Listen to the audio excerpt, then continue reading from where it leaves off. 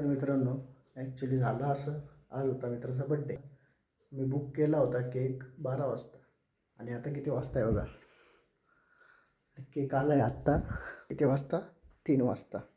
हा केक आहे आणि हा बड्डे बॉय आहे. झोपलो होतो, केकची वाट पाहून झोपलो होतो. आला आहे बड्डे बॉय, स्वतः केक काढतोय. इकडे झोपली आहे. होय पूजा, केक कट करायला येते. आणि हा पण वाट पाहू झोपला होता, पण आता जागा आहे म्हणे. आता परत उठला होतो म्हणे मी पण केक कट करतो. तर मित्रांनो याचा अर्थ मला कमेंटमध्ये सांगा. वा, केक तर बघा किती मोठा आला आहे.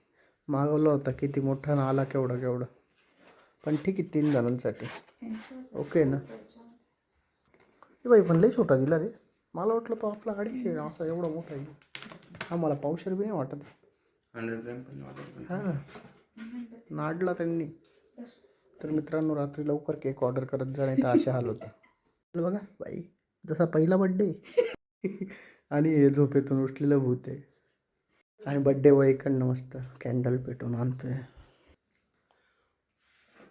Happy birthday to you, happy birthday to you, happy birthday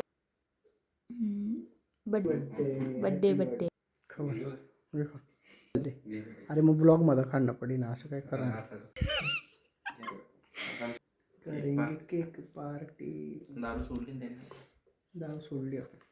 अरे मेणबत्तीची पार्टी झाली. कसं आहे, जबरदस्त. रात्री 2 वाजता गेलो आता, भारी वाटतं. 3 वाजता